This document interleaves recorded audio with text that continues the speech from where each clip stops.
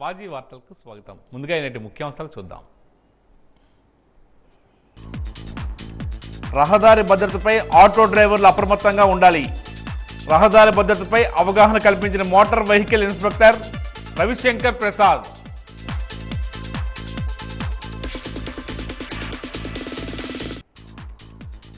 సమాజ హితం కోసం జీవితాన్ని దారపోసిన ధీరవనిత సావిత్రిబాయి. రేపు చదువుల తల్లి సావిత్రిబాయి పూలే జయంతి సందర్భంగా వాజీ ప్రత్యేక కథనం.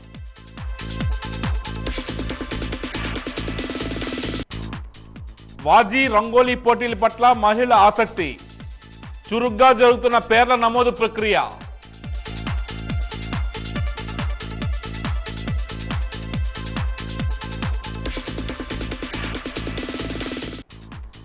జిల్లాలో కొనసాగుతున్న నిరసన దీక్షల్లో అంగన్వాడీలు, మున్సిపల్ కార్మికులు, డిఎస్సి అభ్యర్థులు, సమగ్ర శిక్షా ఉద్యోగులు.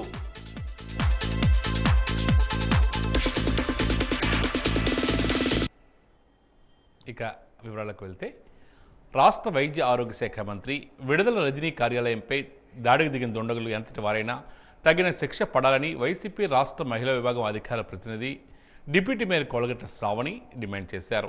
ఈరోజు స్థానికంగా ఏర్పాటు చేసిన విలేకరుల సమావేశంలో ఆమె మాట్లాడుతూ, రాష్ట్ర ఆరోగ్య శాఖ మంత్రి విడుదల రజనీ కార్యాలయంపై గుర్తు తెలియని దుండగులు దాడి చేయడాన్ని ఆమె ఖండించారు. బీసీ మహిళపై దాడి జరిగిన ప్రతిపక్ష తెలుగుదేశం పార్టీ నాయకులు నోరు మెదపకపోవడాన్ని ఆక్షేపించారు. గత ప్రభుత్వ హయాంలో మహిళలపై అనేక అఘాయిత్యాలు, అకృత్యాలు జరిగాయని ఆరోపించారు. ముఖ్యమంత్రి జగన్మోహన్ రెడ్డి నేతృత్వంలో మహిళలకు పూర్తి రక్షణ కల్పిస్తున్నామని తెలియజేశారు. ఈ సమావేశంలో ఏఎంసీ చైర్పర్సన్ శశి భార్గవి, వివిధ డివిజన్ల మహిళా కార్పొరేటర్లు పాల్గొన్నారు. మొన్నటికి మొన్న 2019లోని మన పుష్పశ్రీవాణి గారు ఆమె పైన ఏ విధంగా ఆ రోజు జరిగినది ఇప్పటికీ కాదు ఎప్పటికీ కూడా మనందరికీ కూడా గుర్తుండిపోతుంది. అదే టైంలో 2021లో మనకిక్కడ యూనియన్ మినిస్టర్ అశోక్ గజపతి రాజు గారు ప్రజలందరూ కూడా ప్రేమ చూపిస్తుంటే దానికి కూడా ఆయన కోపం పడి ఆమెను వంచి మరీ కొట్టిన విషయం మనందరికీ కూడా ఎప్పటికీ కూడా గుర్తుండిపోతుంది.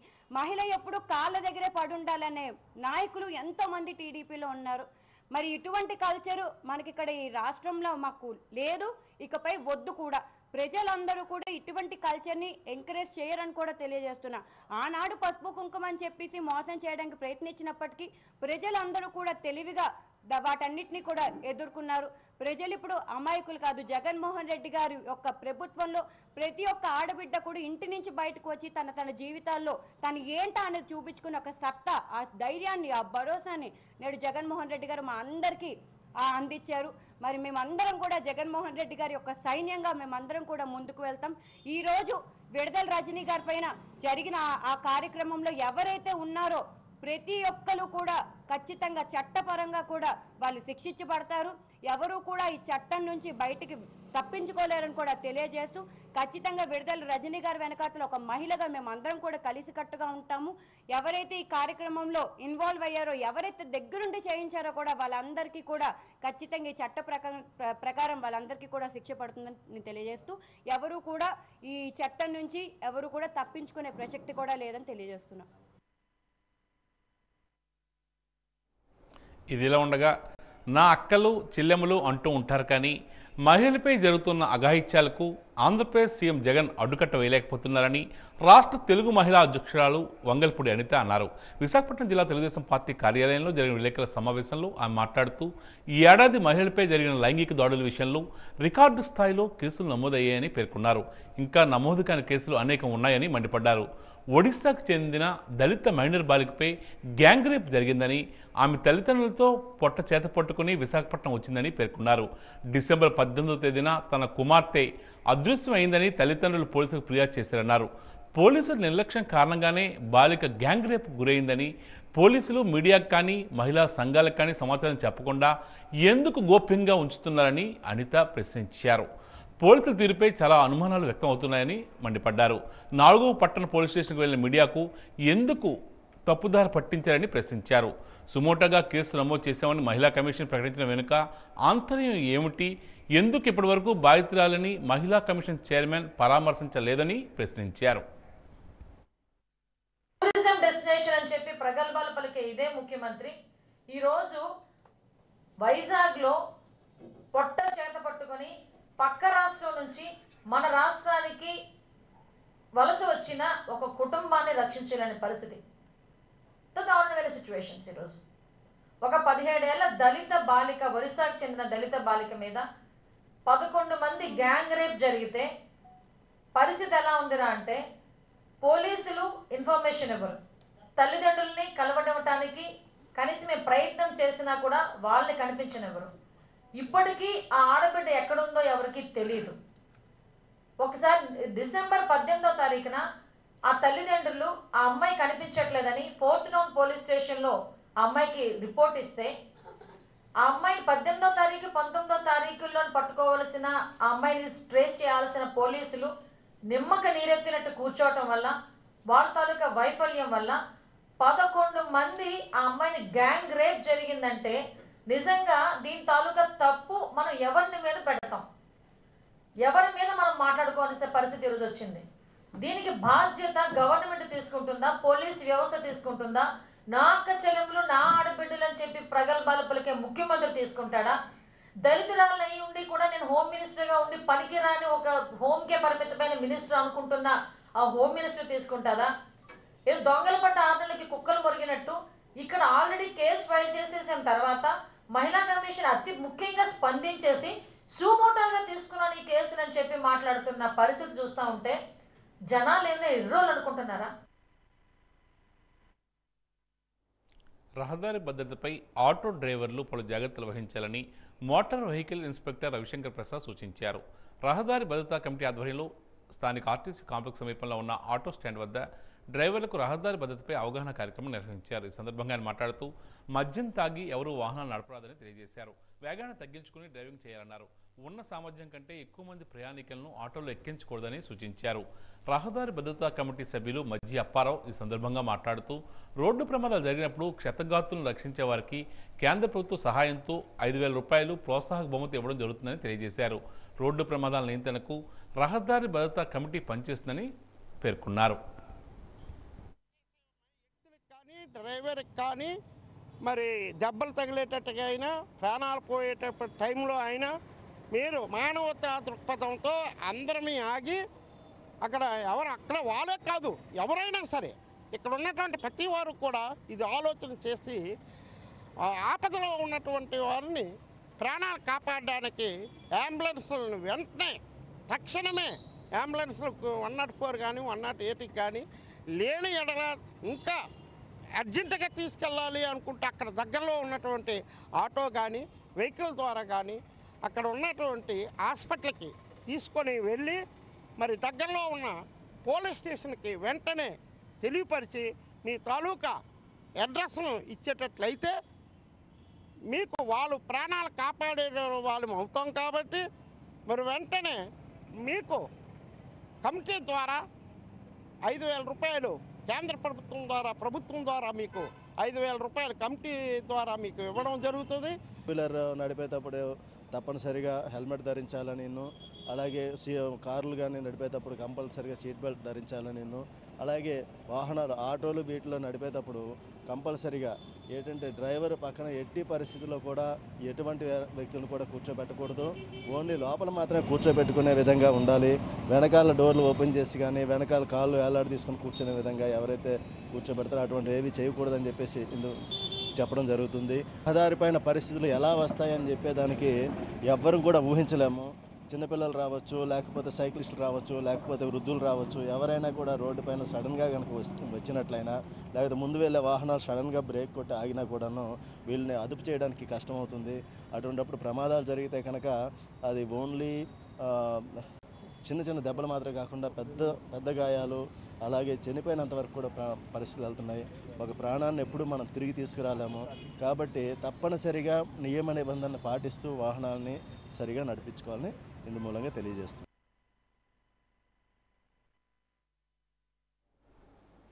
2024 ఎన్నికల్లో వైసీపీని ప్రజలు భూస్థాపితం చేస్తారని తెలుగుదేశం పార్టీ జిల్లా ప్రధాన కార్యదర్శి అవిపి రాజు పేర్కొన్నారు.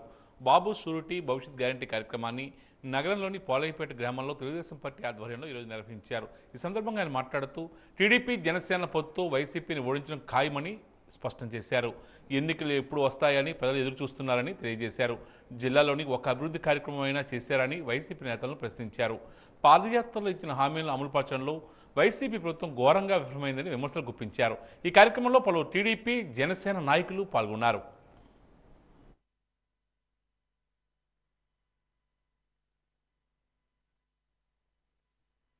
ఈరోజు కార్యక్రమం జరుగుతుంది.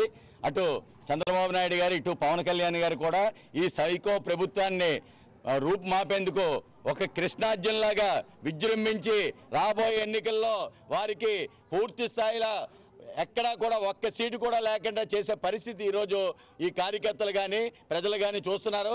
ఎప్పుడు ఎన్నికలు వస్తున్నాయో అప్పుడు విపరీతంగా ప్రతి ఒక్కరూ కూడా బయటికి వచ్చి రోడ్డు మీదకి వచ్చి కార్యక్రమాన్ని చేస్తూ ఓటు అనేది ఈ జనసేన తెలుగుదేశం పార్టీ నిలబెట్టిన నాయకులకే ఓటేయడానికి అందరూ కూడా ఈరోజు ముందుకు రావడం జరుగుతుంది. దాన్ని మనం అందరం కూడా రేపు రాబోయే కాలంలో ఈ రావణాసుడి ప్రభుత్వాన్ని రూపుమాపి రాముడి ప్రభుత్వాన్ని తీసుకురావడానికి మనందరం కూడా ప్రయత్నం చేయాలని తెలియజేసుకుంటూ వాజీ ఛానల్ ఆధ్వర్యంలో గత ఏడాది డిసెంబర్ 31వ తేదీన మెగా హౌసీ కార్యక్రమాన్ని నిర్వహించిన విషయం విదితమే. ఆహ్లాదకరమైన వాతావరణంలో వాజీ ప్రేక్షకులు హౌసీ గేమ్లో పాల్గొని వారి అనుభూతిని పంచుకున్నారు. ఫుల్ హౌసీ అయిన ప్రేక్షకులు ఇప్పటికే వాజీ కార్యాలయానికి వచ్చి వారి హౌసీ టికెట్లను ఎన్రోల్మెంట్ చేసుకుంటున్నారు. ఈ నెల 8వ తేదీలోపు ఫుల్ హౌసీ అయిన వారు వారి టికెట్లను వాజీ కార్యాలయానికి వచ్చి పేరు నమోదు చేసుకోగలరు. మరి ఇంకెందుకు ఆలస్యం, హౌసీ గేమ్లో పాల్గొని ఫుల్ హౌసీ అయిన వారు త్వరితగతిన వాజీ కార్యాలయానికి రావాల్సిందిగా కోరుతున్నాం. ఫుల్ హౌసీ అయిన అభ్యర్థులు హౌసీ అయిన టికెట్లు, వారి Aadhaar card, setup box number, వారి కాంటాక్ట్ నెంబర్ను వాజీ కార్యాలయంలో ఇవ్వాల్సిందిగా కోరుతున్నాం. న్యాయ నిర్ణేతల సమక్షంలో హౌసీ అభ్యర్థులు ఇచ్చిన టికెట్లను సీజ్ చేస్తారు. ఈ నెల 13వ తేదీన ఆనంద్ గైవతి ఆడిటోరియంలో జరగబోయే రంగోలీ పోటీల రోజున లక్కీ డ్రా తీసి హౌసీ విజేతలను ఎంపిక చేస్తారు. ఫుల్ హౌసీ అయిన అభ్యర్థులు హౌసీ టికెట్లను వాజీ కార్యాలయంలోని ఎన్రోల్మెంట్ చేసుకున్న తర్వాత ఆనంద్ గైవతి ఆడిటోరియంలో ఈ నెల 13వ తేదీన జరగబోయే లక్కీ డ్రాకు తప్పనిసరిగా రావాల్సి ఉంటుంది. ఒకవేళ లక్కీ డ్రాలో అభ్యర్థుల టికెట్ నెంబర్లు వచ్చి లక్కీ డ్రాకు హాజరు కాకపోతే బహుమతులు ఇవ్వబడవు. ఈ విషయాన్ని ప్రేక్షకులు గమనించగలరు. కార్యక్రమం చాలా మంచిగా చేస్తున్నారు శ్రీనివాసరావు గారు, చాలా బాగా చేస్తున్నారు. అందరూ ఎంతో ఉపయోగం పడుతుంది హౌసీ వల్ల.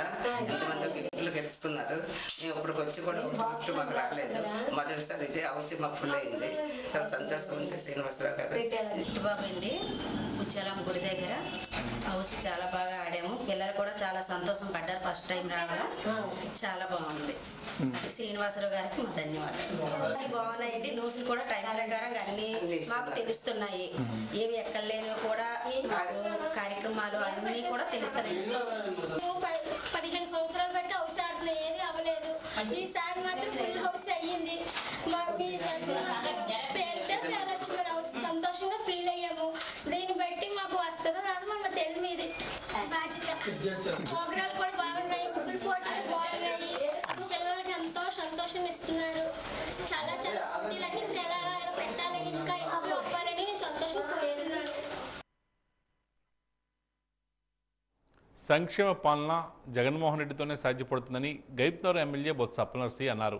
విజయనగరం జిల్లా గంటేడు మండలంలోని రామవరం గ్రామంలో నూతనంగా నిర్మించిన గ్రామ సచివాలయ భవనాన్ని ఎమ్మెల్యే ప్రారంభించారు. తమ ప్రభుత్వ ఆధ్వర్యంలో అన్ని రకాల సేవలను ప్రజల వద్దకే తీసుకొచ్చారని గుర్తు చేశారు. అనంతరం పేదలకు ప్రభుత్వం మంజూరు చేసిన ఇళ్ల పట్టాలు పంపిణీ చేశారు. ఈ కార్యక్రమంలో ఎంపీపీ హైమావతి, ఎస్ఎస్ఎల్ అధ్యక్షుడు జయహింద్ కుమార్ పాల్గొన్నారు.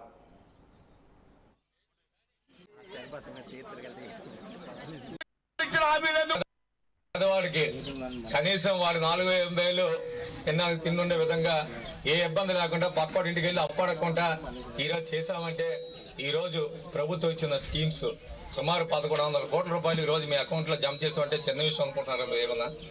కాదే ఏ ప్రభుత్వాలు కూడా అలాంటి ఆలోచన చేయాలంటే పేదవాడి గురించి కనీసం ఇబ్బంది లేకుండా చేయాలని ఆలోచన ఈరోజు జగన్మోహన్ రెడ్డి చేస్తున్నారు. కాబట్టి ఆయనకి మద్దతు పలకవలసిన అవసరం ఈరోజు ముఖ్యంగా మహిళా సోదరిమణులకు ఉన్న విషయాన్ని ఈ సందర్భంగా వారిని తెలియజేసుకున్నాం. ఈరోజు ఎంతసేపు తెలుగుదేశం ప్రభుత్వం ధనవంతుల గురించి ఆలోచన చేస్తే ఈరోజు జగన్మోహన్ రెడ్డి గారు పేదవాడి గురించి ఆలోచిస్తున్న నాయకుడు.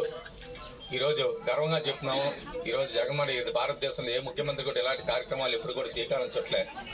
ఎన్నికలు ఇచ్చిన హామీలు అమలు చేసిన వ్యక్తి ఈరోజు జగన్మోహన్ రెడ్డి మళ్ళీ మేము ముందుకు వస్తున్నాడు. మళ్ళీ మిమ్మల్ని ఆశీర్వదించమని అడుగుతున్నాడు. మళ్ళీ మీరు ఆశీర్వదించి ఆయన ముఖ్యమంత్రిగా మళ్ళీ రాష్ట్రానికి ఇస్తే ఆయన ముఖ్యమంత్రి అవడం మన పిల్లలు మన భవిష్యత్తు బాగుంటారు కాబట్టి ఆయన ముఖ్యమంత్రి చేయవలసిన అవసరం ఆవశ్యకత ఉందన్న విషయాన్ని సందర్భంగా తెలియజేసుకుంటూ సంస్కృతి సాంప్రదాయాలను భావితరాలకు అందజేయాలనే ఉద్దేశంతో మీ వాజీ ఛానల్ గత 28 సంవత్సరాలుగా రంగోలీ పోటీలు నిర్వహిస్తూ వస్తుంది. ఈ ఏడాది కూడా భోగి ముందు రోజున అంటే జనవరి 13వ తేదీన ఆనందగైప్తి ఆడిటోరియంలో రంగోలీ పోటీలు నిర్వహిస్తుంది. రంగోలీ పోటీల ప్రవేశం కోసం మహిళలు అధిక సంఖ్యలో వాజీ కార్యాలయానికి తరలివస్తున్నారు. ఈ రోజుకి రంగోలీ పోటీల అభ్యర్థుల సంఖ్య 100కు చేరుకుంది. మరింకెందుకు ఆలస్యం? త్వరితగతిన ఆసక్తి గల మహిళలు రంగోలీ పోటీల ప్రవేశం కోసం పేర్లు నమోదు చేసుకుంటారని ఆశిస్తున్నాం. రంగోలీ పోటీలు ఎప్పుడు జరుగుతాయో అని, రంగోలీ పోటీల్లో విలువైన బహుమతులు ఎప్పుడు పొందుతామని మహిళలు ఎదురుచూస్తున్నారు. రంగోలీ పోటీల్లో పాల్గొన్న ప్రతి ఒక్కరికి పలు ప్రోత్సాహక బహుమతులు తప్పనిసరిగా లభిస్తాయి. ఆసక్తి గలవారు తమ పేర్లను వాజీ కార్యాలయానికి వచ్చి నమోదు చేసుకోగలరు. ఎలాంటి సందేహాలున్నా వాజీ కార్యాలయం ఫోన్ నెంబర్లు 089222256. మాది సుధాకర్ గారు అనేసి మా కేబుల్ ఆపరేటర్ గారు సార్, చాలా మంచి అతను. రెండోది మాకు ఏ గిఫ్ట్లు అన్నా ఇవన్నా వాజీకి ఏ ప్రోగ్రాంలు అయినా కూడా మాకు వస్తుంటాయి sir. Number 1 and only channel ఏదంటే వాజీ ఛానలే సార్. ఇది కూడా కట్టాను సార్. మొన్న అదే జనవరి 1 నాడు వాజీకి కూడా మాకు వచ్చింది సార్. అందుకే ఆఫీస్ కూడా వచ్చాను సార్. మేము ప్రతిదీ ఏ ఒక్కది కూడా వాజీలో వచ్చినా మాకు ఆ సార్ చెప్తారు, మేము చేస్తుంటాం వస్తుంటాం సార్. అంటే ముగ్గులు వేస్తుంటాం కదండి, ఆ రంగోలీ కంటే మా పాపను పంపించాను సార్. నేను రాలేదు, నేను డివైడ్ చేసుకుని మా పాపను పంపించాను అనమాట. ప్రోగ్రాం చాలా బాగుంది సార్, చాలా బాగుంది చెప్తున్నాను కరెక్టండి. మాకు ప్రైజ్ వచ్చిందండి. ముగ్గులు పోటీల్లో కూడా హాజరయ్యాను. అంటే ముందు ప్రైజ్ కాకపోయినా మళ్ళీ హౌసీలో అయ్యాను. గిఫ్ట్లు ఎనిమిదో దీంట్లో వచ్చింది. శ్రీనివాసరావు గారికి చాలా కృతజ్ఞత. అతను అంటే అందరికీ అభిమానం. ప్రోగ్రామ్స్ మంచి మంచి ప్రోగ్రామ్స్ ఇస్తారు శ్రీనివాసరావు గారు. పోటీల్లో హాజరయ్యానండి ఈ సంవత్సరం. కిందటి సంవత్సరం కూడా హాజరయ్యాను. ఈ సంవత్సరం వస్తుందని అనుకుంటున్నాను. ఇప్పుడు ఈ ముగ్గుల పోటీ నుంచి పిల్లలందరికీ ముగ్గులు వేయాలి, మంచి పండగ వచ్చిందంటే ముగ్గుల పోటీకి వెళ్ళాలి, ముగ్గులు నేర్చుకోవాలి అని సరదాగా అందరూ వస్తున్నారు. ఇలా పెట్టడం ఎంతో ఆనందంగా ఉంది. ఈ ముగ్గులు కూడా వీళ్ళకి వేస్తే అందరికీ తెలిసి వస్తుంది ముగ్గులు అంటే ఏంటో, సంక్రాంతి అంటే ఏంటో అనేసి అనుకుంటున్నాను. ఛానల్కి పేరు నమోదు చేసుకోవడానికి వచ్చాను. ప్రతి సంవత్సరం వాజీ ఛానల్ అనేది ముగ్గుల పోటీ అనేది నిర్వహిస్తుంది. అప్పట్లో మనం సాంప్రదాయాలన్నీ బాగానే ఉండేవి. రోజులు పెరుగుతున్న కొద్దీ సాంప్రదాయం తరిగిపోతుంది. ఎక్కడ చూసినా ముగ్గులు వేయడం అనేది తగ్గుతుంది. కానీ వాజీ ఛానల్ ద్వారా ముగ్గులు పోటీ ద్వారా అంతా ముగ్గులు పోటీలు వేయడం వల్ల మన ప్రకృతి సాంప్రదాయం అంతా గుర్తు చేస్తుంది. ఇదే ఫస్ట్ టైం నేను పార్టిసిపేట్ చేయడం. కానీ నా తోటి వారందరూ వాజీ ఛానల్లో బాగా పార్టిసిపేట్ చేసేవారు. వారి ద్వారా నేను తెలుసుకొని ఇక్కడ పార్టిసిపేట్ చేశాను. శ్రీరామ జన్మభూమి అయిన అయోధ్య నుండి రాముని పాదాలకు పూజ చేసిన అక్షంతలు విజయనగరం జిల్లా చివురుపల్లికి చేరుకున్నాయి. ఈ అక్షంతలను రామభక్తులు ఊరేగింపుగా తీసుకొచ్చారు. ఈ సందర్భంగా అయోధ్య నుండి వచ్చిన సందేశాన్ని వారు వివరించారు.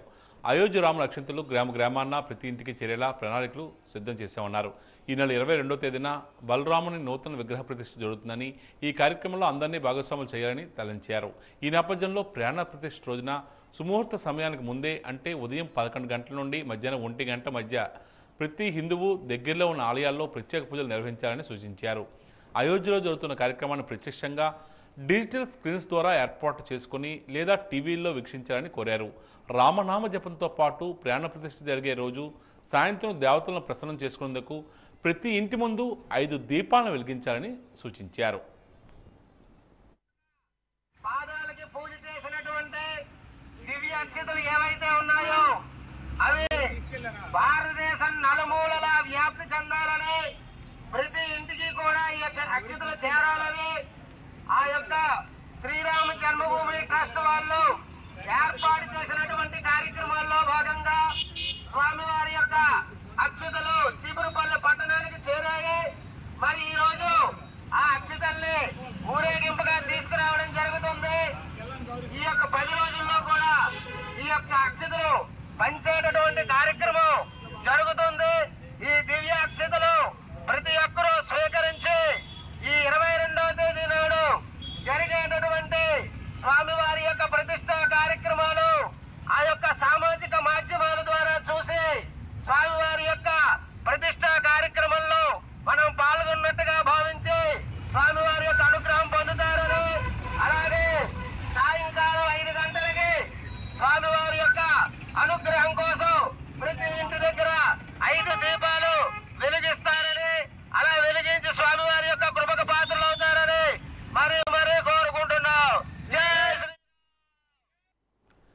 మనిషిని మనిషిగా చూడని నాటి సమాజంలో మనిషిగా జీవించాలంటే ఉండవలసింది ప్రాణం కాదు జ్ఞానం ఉండాలని గ్రహించి సనాతన సాంప్రదాయాల్ని సమాజ కట్టుబాట్లను ఎదిరించి సమాజ హితం కోసం తన జీవితాన్ని దారబోసిన ధీరవనిత సామాజిక విప్లవకారిణి చదువుల తల్లి సావిత్రిబాయి పూలే.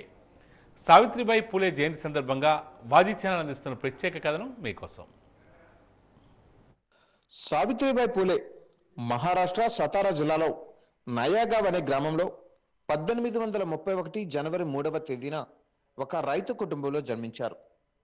ఆమె తన 9వ ఏట 12 ఏళ్ల జ్యోతిరావు పూలేను 1840వ సంవత్సరంలో వివాహం ఆడారు. 1848 మే 12వ తేదీన దేశంలో బహుజనులకు మొట్టమొదటి పాఠశాల ప్రారంభించారు. కేవలం 4 సంవత్సరాలలోనే గ్రామీణ ప్రాంతాలలో 20 పాఠశాలలను ప్రారంభించి ఉచిత విద్యను అందించారు. 1848లోనే దేశంలోనే విద్యా ఉద్యమం ప్రారంభించిన మొట్టమొదటి మహిళా ఉపాధ్యాయురాలు ఆమె. దళితులు స్త్రీల విద్యా వ్యాప్తికి కృషి ప్రారంభించిన నాటికి ఆమె వయసు కేవలం 18 ఏళ్లు మాత్రమే. వారి జీవిత కాలంలో మొత్తం 52 పాఠశాలలు ప్రారంభించారు. అయితే ఈ క్రమంలో ఆమె ఆధిపత్య కులాల వారి నుంచి అనేక దాడులు అవమానాలు ఎదుర్కొన్నారు. ఈ నేపథ్యంలోనే 1849వ సంవత్సరంలో పూలే సావిత్రిబాయి దంపతులను గృహ బహిష్కారానికి గురి చేశారు. 1852వ సంవత్సరంలో మహిళా సేవా మండలి అనే మహిళా సంఘాన్ని కూడా స్థాపించారు. వితంతువులకు శిరోమండనం చేయడాన్ని తీవ్రంగా ఖండించి క్షురకులను చైతన్యపరచి వితంతువులకు శిరోమండనం చేయబోమంటూ క్షురకుల చేత 1860లో సమ్మె చేయించారు. తర్వాత 1873 సెప్టెంబర్ 24వ తేదీన సత్య శోధక సమాజ్ అనే సామాజిక ఆధ్యాత్మిక సంస్థను ప్రారంభించి సత్య శోధన కోసం ఉద్యమాన్ని నడిపారు పూలే. 1854లోని ఆమె తన కవితా సంపుటి కావ్య పూలేను ప్రచురించారు. మరో కవితా సంపుటి పావన కాజీ సుబోధ్ రత్నాకర్ను 1891లో ప్రచురించారు. ఆమె ఉపన్యాసాలలో కొన్ని 1892లో పుస్తక రూపంలో వచ్చాయి. 1890వ దశకంలో ప్లేగు వ్యాధి బారిన పడి పిల్లల కోసం వైద్య శిబిరాలు నిర్వహించారు. దుర్భరమైన కరువు పరిస్థితులలో కూడా రోజుకు 2000 మంది పిల్లలకు భోజనాలు పెట్టించారు. ప్లేగు వ్యాధి సోకిన మాంగు లాంటి దళిత కుటుంబానికి చెందిన దళిత చిన్నపిల్లల్ని తన చంకన వేసుకొని చికిత్స చేసి కాపాడారు. చివరికి ఆ ప్లేగు వ్యాధి ఆమెకు సోకి మార్చి 10, 1897లో మరణించారు. సావిత్రిబాయి జయంతిని భారతదేశ మహిళా ఉపాధ్యాయుల దినోత్సవంగా జరుపుకుంటున్నాం. 1997లో భారత ప్రభుత్వం సావిత్రిబాయి జ్ఞాపకార్థం తపాలా బిల్లును కూడా విడుదల చేసింది. పూణే విశ్వవిద్యాలయానికి సావిత్రిబాయి పేరు పెట్టారు. గంటేడు మండలం కొండతామరపల్లి గ్రామంలో దివంగత మాజీ సర్పంచ్ కోడెల అప్పలస్వామి నాయుడు దేవుడమ్మ దంపతుల జ్ఞాపకార్థం ఏర్పాటు చేసిన జిల్లా గ్రంథాలయ సంస్థకు అనుబంధంగా ఉన్న పుస్తక నిక్షిప్త కేంద్రం ప్రథమ వార్షికోత్సవ వేడుకలు ఘనంగా నిర్వహించారు. ప్రథమ వార్షికోత్సవ సందర్భంగా సర్పంచ్ కోడెల ముత్యానాయుడు ఆధ్వర్యంలో సుమారు 20,000 రూపాయలు విలువ చేసే నోట్ పుస్తకాలు, పలకలు, పెన్నులు 150 మంది విద్యార్థులకు పంపిణీ చేశారు. ప్రతి ఒక్కరూ పుస్తక పఠనం అలవర్చుకోవాలన్నారు. విద్యార్థులు బాగా చదువుకొని ఉన్నతమైన స్థానాలకు ఎదగాలని ఆకాంక్షించారు.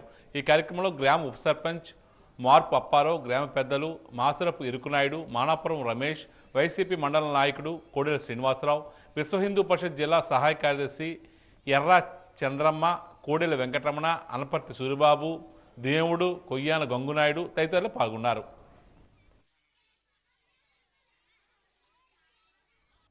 రాష్ట్ర ముఖ్యమంత్రి జగన్మోహన్ రెడ్డి మున్సిపల్ కార్మికులకు ఇచ్చిన హామీలు చేయమని అడిగితే చర్చల పేరుతో కాలయాపన చేస్తూ నిర్లక్ష్య వైఖరి వహిస్తున్నారని ఏఐటీసీ జిల్లా ప్రధాన కార్యదర్శి బొగత అశోక్ తీవ్రంగా ఆగ్రహాన్ని వ్యక్తం చేస్తున్నారు. రాష్ట్ర వ్యాప్తంగా మున్సిపల్ కార్మికుల సమస్యలు పరిష్కరించాలని ఆంధ్రప్రదేశ్ మున్సిపల్ వర్కర్స్ యూనియన్ ఆధ్వర్యంలో యూనియన్ జిల్లా అధ్యక్షుడు రంగరాజు నేతృత్వంలో విజయనగరంలోని స్థానిక మూడులాంతల దగ్గర నుండి ర్యాలీగా వచ్చి గండస్తంభం కోడళ్లు మానవహారాన్ని చేపట్టి మున్సిపల్ కార్పొరేషన్ కార్యాలయం పోర్టుకో దగ్గర కూర్చుని నిరసన ధర్నా చేపట్టారు. ఈ సందర్భంగా బొగత అశోక్ మీడియాతో మాట్లాడుతూ ఎన్నికల ముందు చేసిన పాదయాత్రల్లో మున్సిపల్ కార్మికులకు పెండింగ్ సమస్యలు మొత్తం పరిష్కారం చేస్తామని, సుప్రీంకోర్టు ఇచ్చిన తీర్పు ప్రకారం సమాన పనికి సమాన వేతనం ఇస్తానని, కాంట్రాక్ట్ అవుట్సోర్సింగ్ ఉద్యోగస్తుల పర్మనెంట్ చేస్తానని చెప్పిన జగన్మోహన్ రెడ్డి ముఖ్యమంత్రి అయ్యాక ఒడ్డు చేరాక తెప్ప తగిలేశారని ఆగ్రహాన్ని వ్యక్తం చేశారు. హామీలు అమలు చేసే వరకు జనవరి 3వ తేదీ నుండి AP municipal workers union AITUC ఆధ్వర్యంలో దశల వారీగా ఆందోళన కార్యక్రమాలు చేస్తూనే ఉంటామని, అప్పటికీ జగన్ మొండి పట్టు వేడకపోతే సమ్మెలోకి వెళ్ళక తప్పదని హెచ్చరించారు.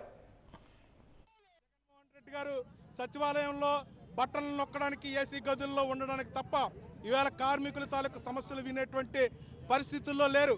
ఇవాళ జగన్మోహన్ రెడ్డి గారు చేస్తారనేటువంటి నమ్మకం కూడా మాలో తగ్గిపోతుంది. ఇవాళ మేము చెప్తున్నాం, జగన్మోహన్ రెడ్డి గారు మీ కుర్చీ కోసాలు కదిలిపోతున్నాయి.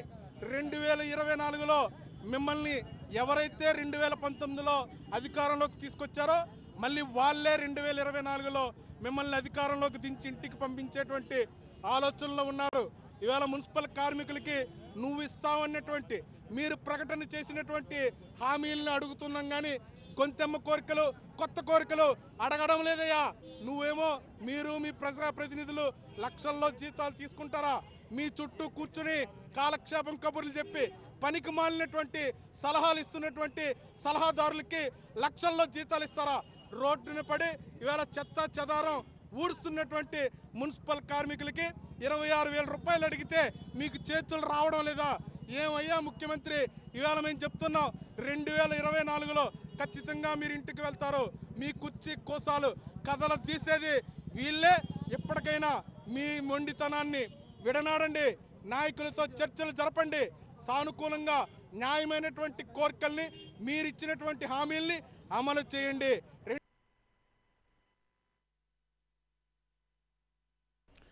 సమగ్ర శిక్ష ఉద్యోగుల నిరసన కొనసాగుతూనే ఉంది.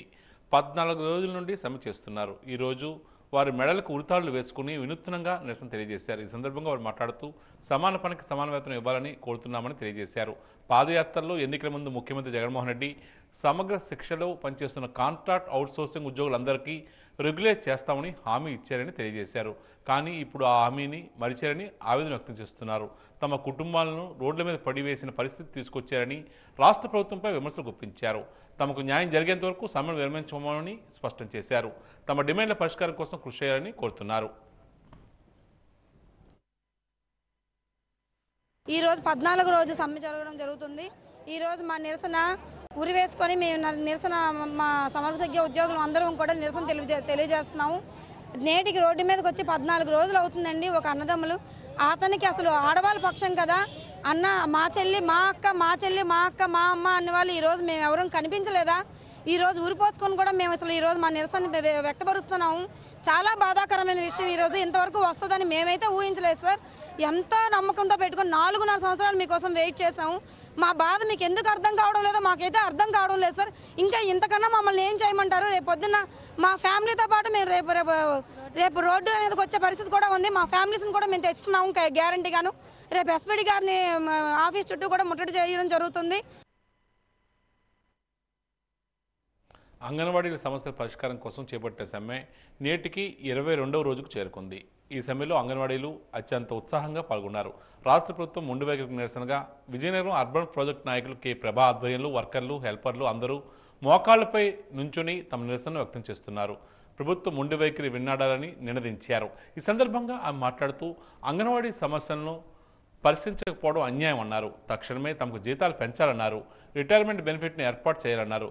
రేపు కలెక్టరేట్ వద్ద పెద్ద ఎత్తున ఆందోళనకు సిద్ధం కాబోతున్నామని హెచ్చరించారు. మంత్రి గారు 10 డిమాండ్లు మేము వాళ్ళకి ఓకే చేసాము, ఒక్క డిమాండ్ మాత్రమే ఇవ్వలేదని చెప్తున్నారు. 10 డిమాండ్లు ఏం డిమాండ్లు? మేమేం అడిగాము? గ్రాడ్యుయేట్ ఇమ్మన్నాం, దానికి జీవో ఇమ్మనండి. తర్వాత పెన్షన్తో కూడిన రిటైర్మెంట్ ఇమ్మన్నాం, దానికి జీవో ఇమ్మనండి. ఏవి ఇవ్వకుండా అసలు ఏటి చేయకుండా ప్రచారంలో అందరితో ఏం చెప్తున్నారంటే 10 డిమాండ్లు ఇచ్చేసాం, ఒక్కటే ఇవ్వలేదు అని మా మీద చెడు ప్రచారం చేస్తున్నారు. అది ఎంతవరకు సమంజసం? వాళ్ళే అలాగ అబద్ధాలు ఆడితే మేమేమాత్రమో మేము కూడా మా మీదే వాళ్ళు బలమంతా చూపెడుతున్నారా? ఇప్పుడు అంగన్వాడీ టీచర్లు వాలంటీర్లతో ఇంటింటికి పంపించి వాళ్ళకి అందరికీ జీతాలు పెంచాం, వాళ్ళకి అన్నీ ఇచ్చేసాం, కానీ వాళ్ళు సమ్మె విరమించట్లేదని చెప్తున్నారు. అది ఎంతవరకు సమంజసం చెప్పండి. మంత్రి గారు అలా అబద్ధాలు ఆడి మా మీద చెడు ప్రచారం చేసినా మేము సమ్మె విరమించము, మా కోరికలు తీరే వరకు పోరాడతాం, ఇంకా విజృంభణ చేస్తాము, మీ ద్వారా మేము తెలియపరుస్తున్నాం. మెగా డిఎస్సిని వెంటనే విడుదల చేయాలని డివైఎఫ్ఐ నాయకులు డిమాండ్ చేస్తున్నారు. జిల్లా కలెక్టరేట్ ఎదుట డివైఎఫ్ఐ ఆధ్వర్యంలో ఈరోజు డిఎస్సి అభ్యర్థులు ఆందోళన బాట చేపట్టారు. ఈ సందర్భంగా వారు మాట్లాడుతూ ముఖ్యమంత్రి జగన్మోహన్ రెడ్డి పాదయాత్రలో ఇచ్చిన హామీని మరిచారని తెలియజేశారు. ఎన్నికల సమయంలో జగన్మోహన్ రెడ్డి మెగా డిఎస్సీని విడుదల చేస్తామని చెప్పి హామీ ఇచ్చారని ఈ సందర్భంగా తెలియజేశారు. 4.5 సంవత్సరాలు కావస్తున్న డిఎస్సీని విడుదల చేయకపోవడం దారుణమన్నారు. ఎన్నికల ముందైనా మెగా డిఎస్సీని విడుదల చేయాలని కోరుతున్నారు. ఒకవేళ డిఎస్సీ కానీ ప్రకటించకపోతే ముఖ్యమంత్రి జగన్మోహన్ రెడ్డి రాబోయే ఎన్నికల్లో ఇంటికి వెళ్ళిపోవడం ఖాయమని తెలియజేశారు. తమ కుటుంబ సభ్యులంతా కూడా జగన్కు వ్యతిరేకంగా ఓట్లు వేస్తామని చెప్పారు. ముఖ్యమంత్రిగా జగన్మోహన్ రెడ్డి మళ్ళీ ఎన్నిక కావాలంటే తక్షణమే డిఎస్సీని విడుదల చేయాలని వారు కోరుతున్నారు. 4 సంవత్సరాలు అయినా సరే మా ముఖ్యమంత్రి జగన్మోహన్ రెడ్డి గారి వెంట డిఎస్సీ అన్న మాట కూడా రాలేదు సార్. మేము అందరం మిమ్మల్ని నమ్మి ఓట్లు వేసాం సార్.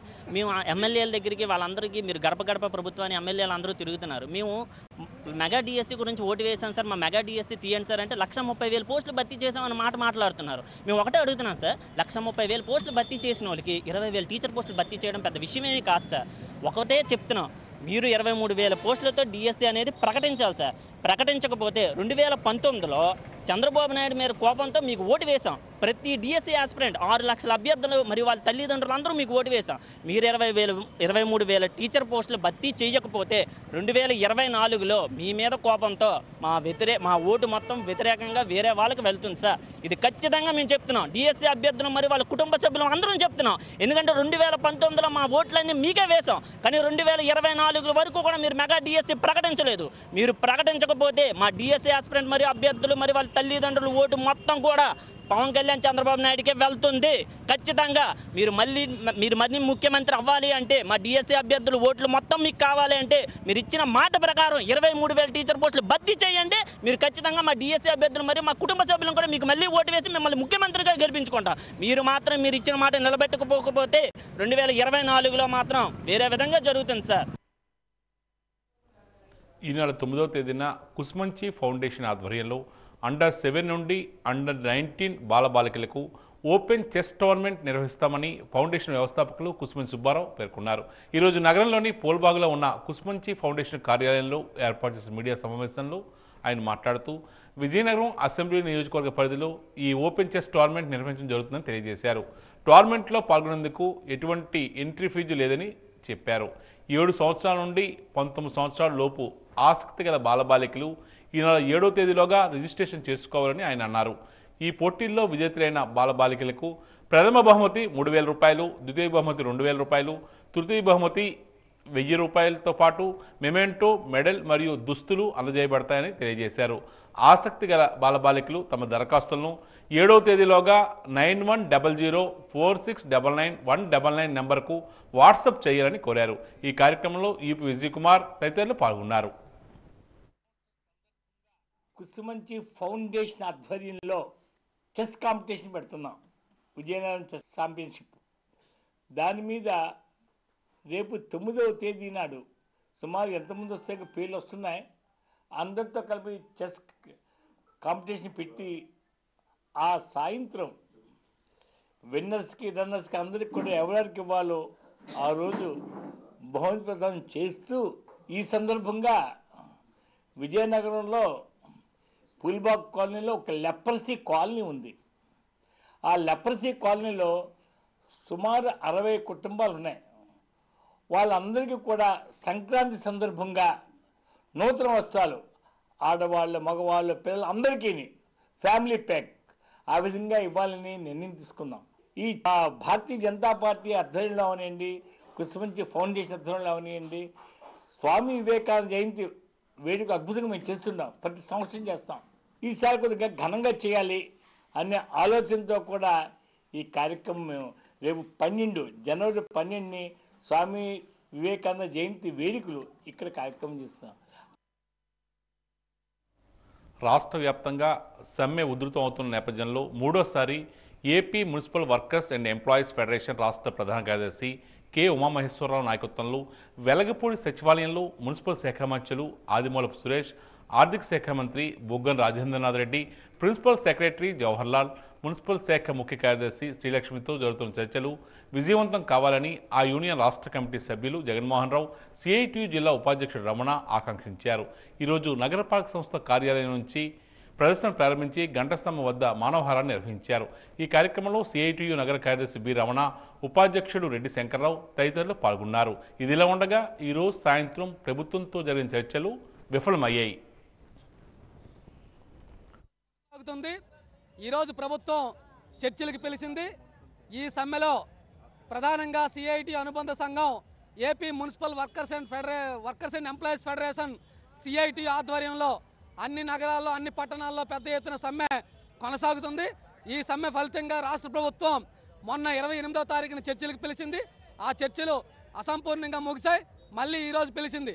మధ్యలో ఈ సమ్మెని తాత్కాలికంగా విరమణ చేయడం కోసం ప్రభుత్వం ఈ సమ్మెకు జడిసి లొంగి ఈరోజు డ్రైవర్లకి అండర్ గ్రౌండ్ డ్రైనేజీ కార్మికులకి risk allowance, health allowance, occupancy allowance వర్తింపజేస్తూ జీవో నెంబర్ 1 ఇచ్చింది.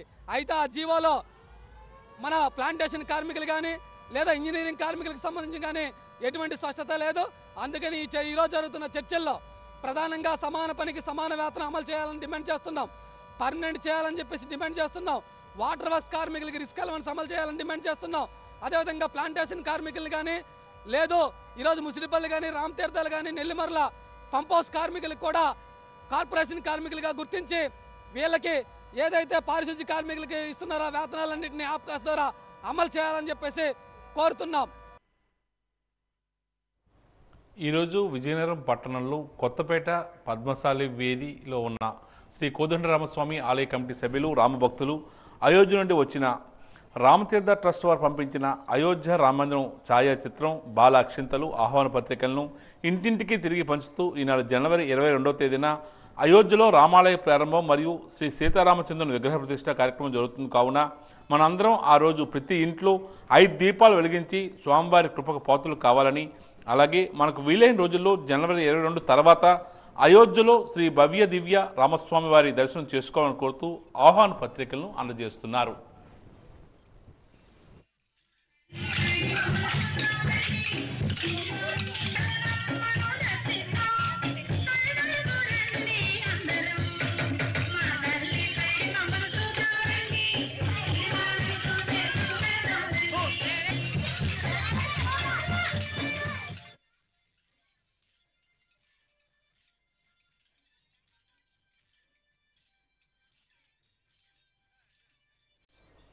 ఇక ఈనాటి వాద్య వార్తలు ముగించే ముందు ముఖ్యాంశాలు మరోసారి.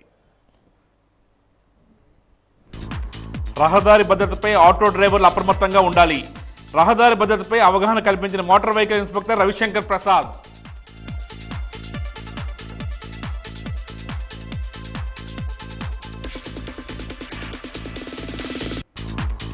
సమాజ హితం కోసం జీవితాన్ని దారబోసిన ధీర వనిత సావిత్రిబాయి. రేపు చదువుల తల్లి సావిత్రిబాయి పూలే జయంతి సందర్భంగా వాజీ ప్రత్యేక కథనం.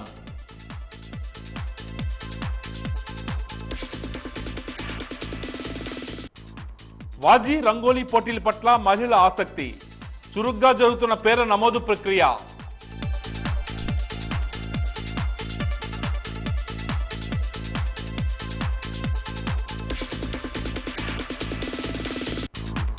జిల్లాలో కొనసాగుతున్న నిరసన దీక్షల్లో అంగన్వాడీలు, మున్సిపల్ కార్మికులు, డిఎస్సి అభ్యర్థులు, సమగ్ర శిక్ష ఉద్యోగులు.